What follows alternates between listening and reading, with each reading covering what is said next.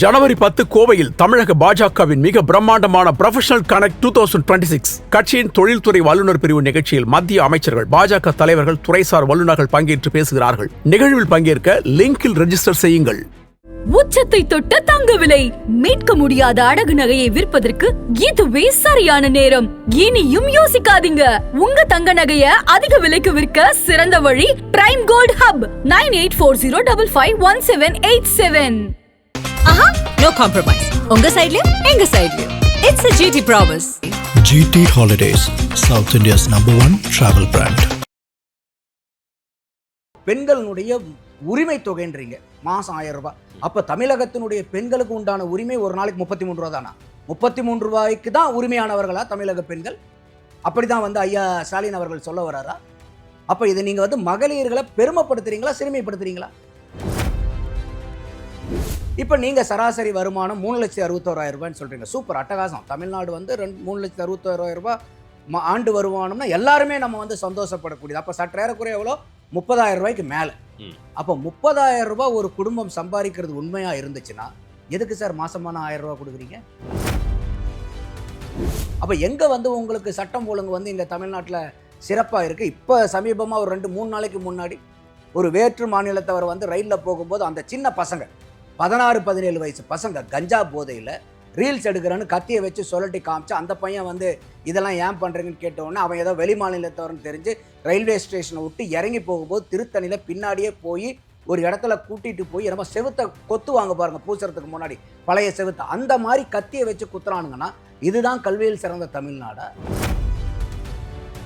இதே கொரோனா காலகட்டத்தில் இந்த தூய்மை பணியாளர்களுடைய சேவையை எவ்வளோ தூரம் தாங்கி பிடிச்சிருந்துச்சு இல்லையா அரசாங்கங்கள்? அன்னைக்கு எவ்வளோ தேவைப்பட்ட நபர்களாக இருந்தாங்கல்ல இவங்க. இன்னைக்கு அவங்கெல்லாம் தேவையில்லையா? அவங்களுக்கு தரையில் போராடி பார்த்தாங்க, கடலுக்குள்ளார இறங்கி போராடி பார்த்தாங்க, 2 நாளைக்கு முன்னாடி போய் டயரில் தலையை வச்சுக்கிட்டு போராடுறாங்க வண்டி கடியில். அப்போ இந்த தூய்மை பணியாளர்களை நீங்கள் எந்த அளவுக்கு நீங்கள் நடத்துறீங்க? ராமதாஸ் உதாரணத்துக்கு திமுக கூட்டணிக்கு போறாருன்னு வச்சுக்கோங்களேன். அன்புமணிக்கு இங்கே எங்கெங்கெல்லாம் சீட்டு கிடைக்குதோ அது பூரா டாக்டர் ராமதாஸ்க்கு கொடுப்பாங்க. அப்ப அவங்க 2 பேர்த்தையும் மோத வைப்பாங்க. ஒத்த சீட்டு ஜெயிக்க முடியுமா? பாமக vs சின்ன பாமக. அப்ப எங்கேயாவது ஒத்த சீட்டு ஜெயிக்க முடியுமா அவங்களால? முடியாது. அப்ப இவங்க 2 பேரும் பிரிச்சு போனாங்கன்னா ஸ்ட்ராட்டஜிக்கலாவே பாமகவை இந்த எலெக்ஷனோட க்ளோஸ் பண்ணிடுவாங்க. 2021 என்டிஏல இருந்த கூட்டணியும் அதிமுகவில் இருந்த கூட்டணியும் அப்படியே இன்டாக்டா திருப்பி அதே மாதிரி இருக்க வைக்க வேண்டிய கடமை அதிமுகவுக்கும் பாரதிய ஜனதாவுக்கும் இருக்கு. இது பெரிய சேலஞ்ச். அப்ப அதுல பார்க்கும்போது உங்களுக்கு டிடிவியும் அந்த கூட்டணியில் இருக்கார், ஓபிஎஸும் அந்த கூட்டணியில் இருந்தார், என்டிஏ கூட்டணியில். அப்ப அவங்களை இழுத்து வைக்க வேண்டிய கட்டாயமும் இவங்களுக்கு இருக்கு. ஏன்னா இது ரொம்ப முக்கியமான தேர்தல். இப்ப 2025 பொறுத்த வரைக்கும் தமிழக அரசியல்ல ஒரு பெரிய டெக்டானிக் ஷிஃப்ட்னு சொல்லுவாங்க பாத்தீங்களா? அந்த ஒரு பூகம்பம், ஒரு அதிர்வலைகளை ஏற்படுத்தின கட்சி எது அப்படின்னா தாவேகா தான். நிறைய பேர் உள்ளார பெரிய அளவுக்கு எதிர்ப்பு தெரிவிச்சிட்டு இருக்காங்க. மாணிக்கம் தாக்கூர் வர்றதுக்கு ரொம்ப வாய்ப்புகள் அதிகம்னு சொல்றாங்க, இல்லைன்னா ஜோதிமணி அவர்கள் வர்றதுக்கும் வாய்ப்புகள் இருக்குங்கிற மாதிரி பேசப்படுது. அதன் தமிழர்களுக்கு வணக்கம். பல்வேறு துறைகளில் ஆக சிறந்த ஆளுமைகளை சந்தித்து நாம் நேர்காணல் எடுத்து வருகிறோம். அந்த வகையில் மீண்டும் நம்மோடு இணைந்திருக்கிறார் அரசியல் விமர்சகர் திரு நந்தகுமார் அவர்கள். அவரிடம் கேட்பதற்கு நிறைய இருக்கின்றவார்கள், அவருமே கேட்போம். வணக்கம் நந்தகுமார் சார். வணக்கம் ஆதேஷ், எப்படி இருக்கீங்க? அட்டகாசமா இருக்கேன். Happy new year. Happy new year sir. நேயர்களுக்கும் புத்தாண்டு வாழ்த்துக்களை தெரிவித்துக் கொண்டு இந்த பேட்டியை மக்களுக்கு கொடுப்போம். 2025 வருடம் முடிந்து 2026 பிறந்திருக்கிறது. 2025 தமிழக அரசியல்ல மக்களின் அபிமானம் மிக்க தலைவர்களாக யார் யார் பரிணமித்திருக்காங்க, மாறி இருக்காங்க. அதே போல 2025 தமிழக அரசியல் எப்படி இருந்துச்சு சார்? ஒவ்வொரு கட்சியா கூட பேசலாம். நம்ம ஆளுங்கட்சி திமுகவுடைய பர்ஃபார்மன்ஸ் எப்படி இருந்துச்சு 25? திமுக அப்படின்னு பார்க்கும்போது அவங்களுடைய சாதனையாக அவங்க சொல்கிறது நம்ம பார்க்குறது இந்த 11.19% ஜிடிபியினுடைய growth. ஒரு 13 வருஷத்துக்கு அப்புறம் டபுள் டிஜிட் பண்ணியிருக்காங்க. அதுக்கு முன்னாடியே பண்ணியிருக்காங்க. இப்போ ஒரு டபுள் டிஜிட் growth கொடுத்துருக்காங்கங்கிறது உண்மையாலுமே சந்தோஷப்படக்கூடிய விஷயம்தான் நம்ம எல்லாருமே தமிழ்நாட்டை சார்ந்தவர்களாக இருக்கும்போது. பட் அதில் ஒரு வகையில் சந்தோஷப்பட்டாலும் இன்னொரு பக்கம்னு ஒன்று இருக்குல்ல, ஒரு காசு எடுத்தோம்னா 2 பக்கம் இருக்கு இல்லையா? அப்போ நம்ம தலை பூவாங்கன்னு பார்க்கும்போது ஒரு பக்கத்தை மட்டும் பார்த்துட்டு 2வது பக்கமும் பார்க்க வேண்டிய கட்டாயத்தில் இருக்கும். அது என்ன அப்படின்னு கேட்டிங்கன்னா, ஜிடிபி வளர்ந்ததுனால இந்த பெரும்பான்மையான ஜிடிபி வளர்ந்தது செகண்டரி அண்ட் டெர்ஷியரி செக்மெண்ட்டில் இருந்து தான் வந்திருக்கு. பிரைமரி செக்மெண்ட்னு சொல்லக்கூடிய அக்ரிகல்ச்சர் செக்டார்ல இருந்து நமக்கு growth இல்லை. இன்னும் சொல்ல போனால் அக்ரிகல்ச்சரில் நம்ம டீக்ரோத் ஆயிருக்கும். ஓ. இன்னும் குறிப்பாக உழவு தொழில்னு இருக்கு பாருங்க, இந்த கிராப் கல்டிவேஷன் ஹார்வெஸ்டிங் அந்த சைடில் போய் பார்த்தீங்கன்னா ம். -5.93%, சற்றேறக்குறைய 6% நம்ம வளர்ச்சி குறைஞ்சிருக்கும். என்ன உற்பத்தி திறனே இல்லைன்றீங்களா? ஆமாம், அதாவது வந்து இந்த உழவு தொழில், ஏன்னா உழவு நீங்கள் அக்ரிகல்ச்சர் செக்டார்னு பார்க்கும்போது அதனுடைய டீக்ரோத் -0.09%. ம், ம், ம், கொஞ்சம் முன்ன பின்ன தான், ஒரு பெரிய டீக்ரோத்னு சொல்ல முடியாது, ம், ம். ஃப்ளாட். ஆனால் நீங்கள் இன்னும் ஆழமாக போய் அந்த அக்ரிகல்ச்சர் செக்டாருக்குள்ளார என்னென்னு பார்க்கும்போது நீங்கள் இந்த உழவு தொழில்னு இருக்குது பாருங்கள், நம்ம பயிர் வைக்கிறது பூரா, அதில் 6% வந்து நம்ம போன வருஷத்தை விட குறைஞ்சிருக்கும். ஏன் இதை முக்கியமாக நம்ம பார்க்கணும் அப்படின்னு கேட்டிங்கனாக்கா, இன்றைக்கி தமிழகத்தில் சற்றேறக்குறைய 60% மேலே வேலைவாய்ப்பு கொடுக்கறது, 60% மேலே மக்கள் சார்ந்து இருக்கிறது விவசாய தொழில். அப்போ அந்த தொழிலை வளர்த்தாம விட்டோம்னா நமக்கு பெரிய பிரச்சனைகள் வந்துடும். சரி. அடுத்தது இந்த தனிப்பட்ட தனிநபர் வருமானம் சொல்லிட்டு நம்ம ஜிஎஸ்டிபியை வந்து பாப்புலேஷனால் டிவைட் பண்ணி 3,61,000 ரூபாய் நாங்கள் வந்து சாதிச்சிட்டோம் அப்படிங்கிற மாதிரியும் ஒரு பார்வையில் வைக்கிறாங்க. ம். எனக்கு இது மத்திய அரசாங்கம் இந்த பர் கேபிட்டா இன்கம்மை சொன்னாலும் மாநிலத்தில் பர் கேபிட்டா இன்கம்லையும் எனக்கு மாறுபட்ட கருத்து இருக்குது. ம். என்ன காரணம்னா இது வந்து ஒரு ஆவரேஜ் தான், எல்லாத்துக்கிட்டையும் இருக்கிறது இல்லை. ம், ம். இப்போ உதாரணத்துக்கு உங்ககிட்ட 20 ரூபா இருக்குது, என்கிட்ட 2 ரூபா இருக்குன்னு வச்சுக்கோங்களேன். நம்ம 2 பேர்த்தையும் சேர்த்து கூட்டி வகுத்தோம்னா என்ன ஆகும்? 22 ரூபா வகுத்தல் 2ன்னு போட்டால் 11 ரூபா. உடனே பார்த்தீங்கன்னா 2 பேர்த்தையும் 11 ரூபா இருக்குன்னு நினைப்போம். ஆனால் எங்கிட்ட அதே 2 ரூபா தான், உங்ககிட்ட 20 ரூபா இருக்குது. அப்போ இந்த ஆவரேஜுங்கிறது வந்து ஒர்க் அவுட் ஆகாது. ம். ஆனால் இவங்க வந்து இல்லை நாங்கள் அப்படி தான், நாங்கள் பெரிய அளவுக்கு பண்ணுறோம், 3,61,000 ரூபாய் உயர்த்திட்டோங்கன்னு பெருமைப்படுற அளவுக்கு வச்சுக்கிட்டா கூட, ம். இப்போ சமீபமாக நடந்த இந்த உங்களோட ஸ்டாலினில் வந்து இப்போ அந்த மகளிர் உரிமை தொகைக்கு வந்து எத்தனை லட்சம் பேர்த்த சேர்த்துனாங்க மாதேஷ்? 17 லட்சம் பேர்த்துக்கு மேலே இப்போ இந்த ரவுண்டில் சேர்த்துனாங்க. ம், ம். அப்போ இந்த 1000 ரூபாய் குடும்பத்தில் இருக்கிறவங்களுக்கு, செல்வத்தில் வளர்ந்தவங்களுக்கு கொடுக்குறாங்களா, செல்வ செழிப்பு குறைந்தவங்களுக்கு கொடுக்குறாங்களா? இல்ல தகுதி வாய்ந்தவர்கள்னு அப்போ அந்த பார்த்து- தகுதிங்கிறது அந்த வருமானத்தை ஒரு இலக்கா வச்சு, ம். வசதி வாய்ப்பையும் இலக்கா வச்சு, அதுக்கு கீழே இருக்கிறவங்க தான் கரெக்டாக. கிரைட்டீரியா தான், அது ஒரு அப்போ கிரைட்டீரியா தான். இதுவரைக்கும் தகுதி பெறாத மகளிர் ம். 17 லட்சம் பேர் வந்து இப்போ தகுதி பெற்றிருக்காங்கன்னா 17 லட்சம் குடும்பத்தினுடைய வாழ்வாதாரம் குறைஞ்சிருக்குதா இந்த ஆட்சியில், இந்த வருஷத்தில்? இல்ல சார், ஏற்கனவே அது சரியா கணக்கிட்டு எடுக்க முடியாமல், அதாவது விடுபட்டவர்கள் இல்லை, விடுபட்டவர்கள் அது இந்த முறை விடுபட்டவர்கள் அல்ல. அப்படிதானே இது சொன்னாங்க திருப்பி வந்து அவங்க வந்து எல்லாத்துக்கும் எலெக்ஷன் வருது, எல்லாத்துக்கும் கொடுக்கணுங்கிறதுக்காக பண்ணுறாங்க. ஓ. அது அப்பட்டமாகவே இல்லை. அதனால தான் கேட்குறேன், அப்போ இந்த 17 லட்சம் மகளிரும் வந்து அந்த குடும்பத்தினுடைய வாழ்வாதாரம் பூரா இந்த ஆட்சியில் இந்த வருஷத்தில் குறைஞ்சு போயிருக்கா? ஓ. அப்போ அந்த ஒரு பார்வை. அடுத்தது, இப்போ நீங்கள் சராசரி வருமானம் 3,61,000 ரூபாய்ன்னு சொல்கிறீங்க, சூப்பர், அட்டகாசம். தமிழ்நாடு வந்து 3,61,000 ரூபாய் ஆண்டு வருமானம்னா எல்லாருமே நம்ம வந்து சந்தோஷப்படக்கூடியது. அப்போ சற்றேறக்குறைய எவ்வளோ? 30,000 ரூபாய்க்கு மேலே. ம். அப்போ 30,000 ரூபாய் ஒரு குடும்பம் சம்பாதிக்கிறது உண்மையாக இருந்துச்சுன்னா எதுக்கு சார் மாசமான 1000 ரூபாய் கொடுக்குறீங்க? ஓ. அந்த கேள்வி நம்ம வைக்க வேண்டிய கட்டாயம் வருது இல்லையா? ம். அப்போ இதில் எது உண்மை? ம்.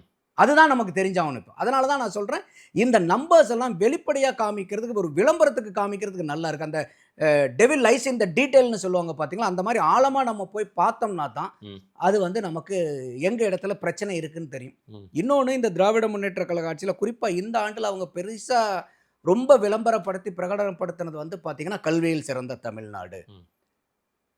கமலஹாசன் தான் ஒரு படத்தில் சொல்லுவார் இல்லையா, நான் கடவுள் இல்லைன்னு சொல்லலை, இருந்தால் பரவாயில்லன்னு தான் நினைக்கிறேன். அந்த மாதிரி கல்வியில் சிறந்த தமிழ்நாடா இல்லைன்னு நம்ம சொல்லல, அப்படி இருந்தா பரவாயில்லையேங்கிறதான் நம்மளுடைய எண்ணம். ம்.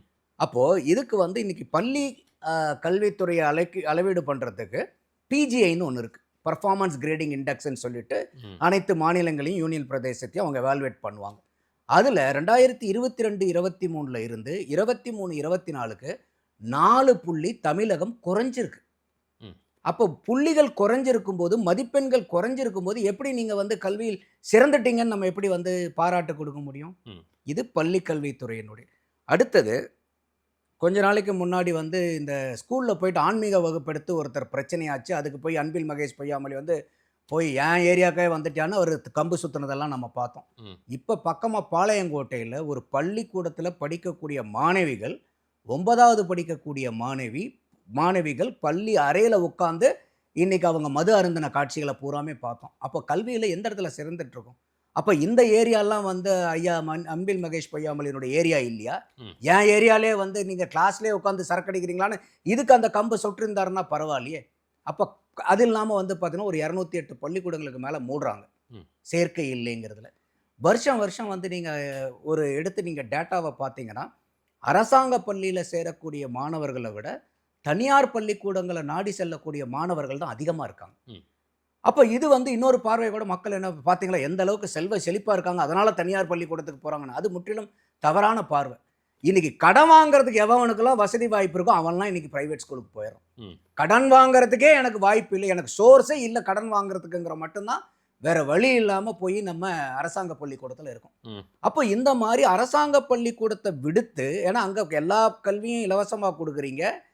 நம்ம வந்து இன்னைக்கு இன்னொரு சிறப்பான திட்டம் என்னன்னா காலை உணவு அவங்க திமுகவில் கொடுத்து அதை நான் பாராட்டக்கூடியது. காலை உணவுக்கு யார் கொடுத்தாலும் நம்ம அதை பாராட்டுறோம். அந்த மாதிரிலாம் மதிய உணவு காலை உணவு எல்லாம் கொடுத்து எல்லா யூனிஃபார்ம் ஃப்ரீயாக கொடுக்குறீங்க, புக்கை ஃப்ரீயாக கொடுக்குறீங்க, எல்லாமே பண்ணினீங்கனாலும் ஏன் சார் அவன் வந்து தனியார் பள்ளிக்கூடத்தில் கடனை வாங்கிட்டு கந்து வட்டிக்கு வட்டி கட்ட முடியலனாலும் பரவாயில்ல, எவ்வளோ சிரமப்பட்டாலும் அந்த தனியார் பள்ளிக்கூடத்தில் படிக்க வைக்க போகிறோன்னு ஒரு பெற்றோர்கள் அதிகமான எண்ணிக்கையில் வருஷம் இது இன்க்ரீஸ் ஆகிட்டே போகுது. இதெல்லாம் எதனுடைய அடையாளம்ங்கிறத நம்ம கூர்ந்து கவனிக்கணும். அடுத்தது நீங்கள் உயர்கல்வித்துறைக்கு வாங்க. உயர்கல்வித்துறையில் நம்ம வந்து இன்னைக்கு 21 ஸ்டேட் அண்ட் யூனிவர்சிட்டிஸ் இருக்குது. அதில் 12 யூனிவர்சிட்டியில் வேக்கன்சி, டீச்சிங் ஃபேக்கல்ட்டி வேக்கன்சி, பாடம் நடத்தக்கூடிய ஆசிரியர்கள், அந்த ப்ரொஃபஸர்கள், அசிஸ்டன்ட் ப்ரொஃபஸர், அசோசியேட் ப்ரொஃபஸருடைய வேக்கன்சி 40% 65% வரைக்கும் பணியிடங்கள் காலியாக இருக்குது. இதே மீதி இருக்கக்கூடிய 9 பல்கலைக்கழகத்தில் 15% 40% வரைக்கும். உதாரணத்துக்கு நீங்கள் மெட்ராஸ் யூனிவர்சிட்டி எடுத்துங்க, 168 வருஷம் ஆன இது. அந்த 168 வருஷம் ஆன பல்கலைக்கழகத்தில் 65% வந்து வேக்கன்சி இருக்குது. அதே மாதிரி அம்பேத்கர் பல்கலைக்கழகம், அழகப்பா பல்கலைக்கழகம், நீங்கள் எந்த பல்கலைக்கழகத்தை பேர் எடுங்க, நிறையா பல்கலைக்கழகங்களில் ஒரு டிபார்ட்மெண்ட்டுன்னு இருந்துச்சுன்னா அந்த டிபார்ட்மெண்ட்டை ப்ரொஃபஸர் தான் ஹெட் பண்ணணும். ப்ரொஃபஸர்கள் இல்லாத டிபார்ட்மெண்ட் தமிழ்நாட்டில் நூற்றுக்கணக்கான டிபார்ட்மெண்ட்ஸ் இந்த 21 பல்கலைக்கழகங்களில் பறந்து விரிஞ்சிருக்கு. இன்னும் குறிப்பாக மெட்ராஸ் பல்கலைக்கழகத்தில் கடந்த 3 ஆண்டுகளாக காசு இல்லாதனால அங்கேருந்து வேலை பார்த்து ரிட்டையர் ஆனவங்களுக்கு ரிட்டையர்மெண்ட் பெனிஃபிட் கொடுக்க முடியாமல் இருந்து இது கோர்ட்டுக்கு போய் நீதிபதி ஐயா ஆனந்த் வெங்கடேஷன் அவர்கள் தீர்ப்பு கொடுத்தும் நிறைவேற்றினதுனால ஃபினான்ஸ் மினிஸ்ட்ரி வந்து அவங்க செக்ரட்டரியை கண்டெம்ட் எடுத்து அந்த கார்பஸ் ஃபண்டுன்னு ஒன்று சொல்லுவாங்க. அதாவது நம்ம விவசாயிகள் எப்பயுமே அந்த விதை நெல் வச்சுருப்பாங்க பாருங்கள், அந்த மாதிரி அந்த விதை நெல்லையே வேக வச்சு ஒருத்தன் சாப்பிட்றான்னா அவனுடைய நிலைமை என்னன்னு பாருங்கள். அந்த மாதிரி இந்த மெட்ராஸ் யூனிவர்சிட்டியில் அந்த டெபாசிட்டை உடைச்சு இப்போ ஃபஸ்ட்டு ட்ரான்ஸாக 20 கோடி ரூபாய் அதிலிருந்து எடுத்து கொடுத்துருக்காங்க, அரசாங்கம் கொடுக்க வேண்டியது. அடுத்தது அதே பல்கலைக்கழகத்தில் கடந்த 3 ஆண்டுகளாக பட்டம் படித்து முடிச்சவங்களுக்கு மார்க் ஷீட்டையும் டிகிரி சர்டிஃபிகேட்டையும் பிரிண்ட் அடித்து கொடுக்கறது காசு இல்லாமல் வச்சுருக்காங்க. அப்போது உங்களுக்கு அந்த பல்கலைக்கழகத்து மாணவர்கள் இல்லை எனக்கு மேல் படிப்பில் இடம் கிடைச்சிருக்கு அப்படிங்கிறதுக்கு ப்ரூஃபை காமிச்சிங்கன்னா பிரிண்ட் அடித்து கொடுக்குறாங்க. இல்லை நான் வேலை கிடைச்சிருச்சு வேலைக்கு போகணும் அப்படின்னா இந்த ப்ரூஃபை காமிச்சிங்கன்னா அடித்து கொடுக்குறாங்க. அப்போ எந்த அளவுக்கு நம்மளுடைய பல்கலைக்கழகங்களுடைய தரம் குறைஞ்சிருக்கு. அப்போ பல்கலைக்கழகம் ஏன் சொல்கிறோன்னா, இன்றைக்கி ஒரு மாநிலம் வளரணும்னா இல்லை எந்த நாடே வளரணும்னா கூட இந்த பல்கலைக்கழகங்கள் குறிப்பாக ரிசர்ச் வந்து அதிகமாக வரும், இன்னோவேஷன் நிறையா வரணும். அப்போ இன்றைக்கி வந்து ஒரு ப்ரொஃபஸருக்கு வந்து ஒரு 5 PhD ஸ்காலரை இன்றைக்கி கைட் பண்ணலான்னா இன்றைக்கி அதே ப்ரொஃபஸர் 10-15 பேர்த்த கைட் பண்ண வேண்டிய சூழ்நிலை இருக்குது. எங்கே வந்து குவாலிட்டி ஆஃப் இனோவேஷன் நமக்கு கிடைக்கும்? சரி. அப்போ இனோவேஷனே இல்லைன்னா நமக்கு எப்படி வந்து ப்ராடக்ட் வெளியே வரும், எப்படி நமக்கு வந்து முன்னேற்றம் எடுக்க முடியும்? அப்போ இப்போ ஏதோ வந்து ஒரு சொல்லுவாங்க பாருங்கள், எதையோ விட்டு எதையோ உளுந்த கதையாக இன்றைக்கி எப்படியோ 11.19% வந்துருச்சு. பட் இது சஸ்டைனபிளா அப்படின்னா சஸ்டைனபிளே கிடையாது. சரி. அப்போ இன்னைக்கு பள்ளி கல்வித்துறையும் இன்னைக்கு உயர்கல்வித்துறையும் இந்த அளவுக்கு வந்து ரொம்ப மோசமான சூழ்நிலையில தமிழகத்தில் நம்ம இருக்கிறோம். ஆனால் சிஎம் புத்தாண்டு வாழ்த்துல சொல்லியிருக்காரு 2025 எப்படி சாதனை பயணம் தொடர்ந்ததோ அதே 2026 அப்படி ஒரு சாதனை பயணத்தை தான் நம்ம தொடர போகிறோம் அப்படின்னு இல்லை, சொல்லியிருக்காரு. யார் வந்து அந்த பயணத்தை தொடர போகிறாங்கன்னு தானுங்க இன்னைக்கு கேள்வி. இவங்களே இருந்து தொடர போகிறாங்களா இல்லை வேற ஆட்களோ வந்து அதை வந்து நிவர்த்தி பண்ணி தொடர போகிறாங்களாங்கிறது நமக்கு மே மாதம் வந்தால் தான் நமக்கு தெரியும். எலெக்ஷன் இயர் சார், அவங்க வந்து இன்னுமே நாங்கள் ஸ்ட்ராங்காக இவ்வளோ பண்ணியிருக்கோம், இந்தந்த சாதனைகள் செய்திருக்கிறோம் அப்படின்ற அதை தான் அவங்க முன்னிலைப்படுத்தி. இல்லை, நான் அதை தான் சொல்கிறேன். இப்போ இவங்க சொன்னதை பூரா தான் நான் இப்போ சொல்கிறேன். பள்ளி கல்வித்துறை எப்படி இருக்குது பாருங்கள், உயர்கல்வித்துறை எப்படி இருக்குது பாருங்கள், விவசாயத்துறை எப்படி இருக்குது பாருங்கள். அடுத்தது வந்து பார்த்தீங்கன்னாக்கா இன்னைக்கு பெண்களினுடைய பாதுகாப்பு எடுத்துக்கங்க. பெண்களினுடைய பாதுகாப்பு எந்த அளவுக்கு மோசமாக இருக்குது தமிழ்நாட்டில். ஒரு வீட்டில் வயசுக்கு வந்த பொண்ணு இருந்தால் தான் பக்கு பக்குன்னு இருக்குன்பாங்க. இன்றைக்கி பாட்டிமாவுக்கு பாதுகாப்பு இல்லாதனால பக்கு பக்குன்னு இருக்குன்றாங்களே. வீட்டில் பாட்டியை வச்சிருக்க முடியலையே. அடுத்தது இன்னைக்கு பத்திரிகையாளர்கள் இருக்கக்கூடியவங்க அரசாங்கத்தை எதிர்த்து பேசினா அவங்க வீட்டில் சாக்கடையை ஊற்றுறது, மலத்தை ஊற்றுறது, பத்தாத குறைக்கு வந்து நீங்கள் வந்து குண்டாஸ் போடுறது, கோர்ட்டு வந்து ஏகப்பட்ட கண்டனங்கள் கொடுக்குது, எதுக்காக இந்த மாதிரி குண்டாஸ் போடுறீங்கன்னு சொல்லிட்டு அதை உடச்சி அவங்க ரிலீஸ் பண்ணுறாங்க. ரொம்ப அதிகமான கண்டனங்கள் வருது. அப்போ இது இது எந்த இடத்துல, அதுதான் விஜய் கூட ஒரு தடவை சொன்னார் இல்லையா, பாரதிய ஜனதா ஃபாசிசம்னா திமுக பாய்சனான்னு கேட்டார்ல. அப்போ இந்த அளவுக்கு வந்து ஒரு மீடியாவில் இருக்கக்கூடியவங்க, அரசியலில் இருக்கக்கூடிய எந்த கட்சி வேணா ஆட்சியில் இருக்கட்டும், அதை எடுத்து விமர்சனம் பண்ணுறதுக்கு மீடியா உங்களை மாதிரி நபர்களுக்கு உரிமை இருக்கா இல்லையா? அப்போ அவங்க கேள்வி கேட்டாங்கன்னாவே அவங்கள தூக்கி தூக்கி தூக்கி குண்டாஸில் போகிறது. அதுக்கு ஜட்ஜ்மெண்ட் தெளிவாக கேட்டிருக்காங்களே இந்த சவுக்கு சங்கர் விஷயத்தில். இவ்வளோ தூரம் பண்ணுறீங்களே நீங்கள் ஈடியில் வந்து உங்களுக்கு பொறுப்பு டிஜிபிக்கு லெட்டர் 2 தடவை அனுப்பிச்சிட்டாங்க. முன்னாள் பொறுப்பு டிஜிபி ஐயா வெங்கட்ராமன் அவர்களுக்கு, ஐயா KN நேரு அவர்கள் மேலே வந்து நீங்கள் வழக்கு பதிங்கன்னு சொல்லிட்டு 2 தடவை வந்தனால அவர் எனக்கு இப்போ உடம்புல பிரச்சனை இருக்குன்னு சொல்லிட்டு அவர் லீவ் போட்டு போயிட்டார். பொறுப்பு டிஜிக்கு இன்னொரு பொறுப்பு டிஜிபி இப்போ போட்டிருக்காங்க. அப்போ எல்லா இடத்துலையும் நீங்கள் சட்டத்தை காப்பாற்றுனீங்கன்னா பரவாயில்ல, இதுலேயும் சட்டத்தை காப்பாற்றுறீங்க நம்ம எடுத்துக்கலாம். அப்போ ஒரு கண்ணில் சுண்ணாம்பு இன்னொரு கண்ணில் வெண்ணையும் வைக்கிறது எப்படி இருக்குது? அப்போ எங்கே வந்து உங்களுக்கு சட்டம் ஒழுங்கு வந்து இங்கே தமிழ்நாட்டில் சிறப்பாக இருக்குது? இப்போ சமீபமாக ஒரு 2-3 நாளைக்கு முன்னாடி ஒரு வேற்று மாநிலத்தவர் வந்து ரயிலில் போகும்போது அந்த சின்ன பசங்க 16-17 வயசு பசங்க கஞ்சா போதையில் ரீல்ஸ் எடுக்கிறேன்னு கத்தியை வச்சு சொல்லட்டி காமிச்சு, அந்த பையன் வந்து இதெல்லாம் ஏன் பண்ணுறீங்கன்னு கேட்டவுடனே அவன் ஏதோ வெளி மாநிலத்தவர்னு தெரிஞ்சு ரயில்வே ஸ்டேஷனை விட்டு இறங்கி போகும்போது திருத்தணியில் பின்னாடியே போய் ஒரு இடத்துல கூட்டிகிட்டு போய் நம்ம செவுத்தை கொத்துவாங்க பாருங்கள் பூசுறதுக்கு முன்னாடி, பழைய செவுத்தை, அந்த மாதிரி கத்தியை வச்சு குத்துறானுங்கன்னா இதுதான் கல்வியில் சிறந்த தமிழ்நாடா? இதுதான் யாரும் எந்த கொம்பனும் குறை சொல்ல முடியாத ஆட்சியா? புரியல. என்ன சாதனையை பற்றி ஐயா பேசுகிறாரு? இன்னைக்கு 1,31,00,000 பேருக்கு 1000 ரூபா கொடுக்கறது சாதனையா? இன்னைக்கு வந்து பார்த்தீங்கன்னாக்கா கல்லூரி போகிற பெண்களுக்கும் பசங்களுக்கும் 1000 ரூபா கொடுக்கறது இது சாதனையா? இல்ல, அந்த 1000 ரூபாய் மூலமா பல விஷயங்கள்ல நாங்க முன்னேறி இருக்கிறோம் அப்படின்றத பெண்கள் மூலமா விழாக்கள் எல்லாம் எடுத்து பேசுறதெல்லாம் பார்க்கலையா அந்த வீடியோ காட்சிகள்லாம்? இல்ல, அந்த 1000 நான் அதை தான் கேட்குறேன். நீங்க உங்களுடைய சராசரி ஆண்டு வருமானம் 3,61,000 ரூபாய்ன்னு சொல்றீங்க. அப்போ 30,000 ரூபாய் கிடைக்குதுங்க உங்க குடும்பத்துக்கு மாசத்துக்கு. அப்ப மாசத்துக்கு 30,000 ரூபாய் சம்பாதிக்கிற குடும்பத்துக்கு எதுக்கு 1000 ரூபாய் கொடுக்குறீங்க? எது உண்மை? அதனாலதான் ஆரம்பத்திலே கேட்டேன். இல்ல, அதுவுமே தேவை எங்களுக்கு. இது வந்து நீங்க இல்ல கிராமப்புறங்கள்ல இந்த 1000 ரூபாய் பெரிய மதிப்பீடாக பார்க்கப்படுகிறது இல்ல. நீங்க அம்பானிக்கே போய் 1000 ரூபாய் கொடுத்தீங்கனால என்ன 1000 ரூபாயா தான் இருக்குன்னு தூக்கி போட்டு போயிடுவார் அம்பானி. அவருக்கு ஏதோ சாப்பிட்டதுக்கு அப்புறம் ஹோட்டல்ல டிப்ஸ் கேட்கறதுக்குனாச்சும் 1000 ரூபாய் பயன்படுவேன் அவர் பாக்கெட்ல வைக்க தானே செய்வாரு. இல்ல, நமக்கு ஒரு 1000 ரூபாய் கொடுத்தா ஒரு போக்குவரத்துக்கு ஆகுதுன்னு சொல்லிட்டு நம்ம அந்த 1000 ரூபாய் வச்சுக்கோங்களா? அப்ப யாருமே பணத்தை தூக்கி எறிய மாட்டாங்க. ஆனா நீங்க கொடுக்கக்கூடிய பணம் தேவையானதா, தேவைப்பட்டவர்களுக்கு நீங்க கொடுக்குறீங்களா, அப்படி பார்த்து தானே உங்களுடைய வெல்ஃபேர் ஸ்கீம் இருக்கணும். அப்போ எல்லாத்துக்கும் இப்போ ஓட்டு விழுனா என்ன பண்ணுறது? உடனே இந்த 17 லட்சம் பேர்த்துக்கு வந்து நீங்கள் உரிமையை, இப்போ இது வரைக்கும் உரிமை இல்லாதவர்கள் இன்னைக்கு உரிமையானவர்களாக எப்படி மாறினாங்க? நான் அதனால தான் கேட்டேன், பொருளாதாரத்தில் குறைஞ்சி போயிட்டாங்களா அந்த 17 லட்சம் குடும்பம்? அப்போ பெண்களுடைய உரிமை தொகைன்றீங்க மாதம் 1000 ரூபாய். அப்போ தமிழகத்தினுடைய பெண்களுக்கு உண்டான உரிமை ஒரு நாளைக்கு 33 ரூபா தானா? 33 ரூபாய்க்கு தான் உரிமையானவர்களா தமிழக பெண்கள்? அப்படிதான் வந்து ஐயா ஸ்டாலின் அவர்கள் சொல்ல வராரா? அப்போ இதை நீங்கள் வந்து மகளிர்களை பெருமைப்படுத்துறீங்களா, சிறுமைப்படுத்துறீங்களா? அப்போ 1000 ரூபாய் கொடுத்தா ஆகா ஓகோன்னு தமிழகம் வளர்ந்துருங்கிறது நீங்கள் சொல்கிற மாதிரி உண்மையாக இருந்தால் 10,000 ரூபா கொடுங்களேன் பாஸ். 10,000 ரூபா கொடுங்க, இன்னும் இதை விட 10 மடங்கு வளரணும்ல. எல்லாத்தையுமே நிறுத்திடலாம்ல. எல்லாத்தையும் தூக்கி 10,000 கொடுத்துருங்க, வேலை முடிஞ்சு போச்சு. யாரும் எந்த டிபார்ட்மெண்ட்டு எந்த கம்பெனி எதுவுமே வேலை பார்க்க வேண்டியது இல்லையே. அடுத்தது நீங்கள் இப்போ இது வந்து ஒரு பக்கம் ஜிடிபியை பேசணும். நீங்கள் இன்னைக்கு கடனுக்கு வாங்க. ஜிடிபி வந்து பார்த்தீங்கன்னா நமக்கு சற்றேறக்குறைய இதே 2021 அதிமுக வெளியே போயிட்டு இங்கே வரும்போது சற்றேறக்குறைய அந்த நம்பர் வந்து பார்த்தீங்கன்னா 12,45,000 கோடி, 12,45,000 கோடி ஜிடிபி. இது பேஸ் இயர் வேல்யூவில் 2011-12 ப்ரைஸை வச்சு அந்த உள்நாட்டு உற்பத்தியை கால்குலேட் பண்ணோம்னா தமிழகத்தில் 2020-21 12,45,000 கோடி. இப்போ முடிஞ்ச வருஷத்தில் 24-25 17,32,000 கோடி. அப்போது ஜிடிபி இந்த கடந்த 4 வருஷத்தில் 4,87,000 கோடி அதிகமாயிருக்கு. இதே கடனுக்கு வாங்க 2020-21 4,56,000 கோடி. இப்போ முடிய போகிற 25-26 9,30,000 கோடி ஆக போகுது. அப்போது கடனுடைய அதிகம் எவ்வளோனா 4,77,000 கோடி அதிகமாயிருக்கு. சரி, உள்நாட்டு உற்பத்தி 4,87,000 கோடி அதிகமாயிருக்குது. கடன் 4,74,000 கோடி அதிகமாயிருக்கு. அப்போ உள்நாட்டு ஜிடிபி ஏறின அளவுக்கு ஈக்குவலாக நீங்கள் வந்து கடனை வாங்கியிருக்கீங்க, ரைட்டு. இப்படி கடன் ஆயிருந்துச்சுன்னா கூட இல்லை எந்த இடத்துலையுமே மக்கள் கிட்ட நாங்கள் வரி ஏற்றலிங்க அப்படின்னு சொல்லியிருந்தா கூட பரவாயில்ல.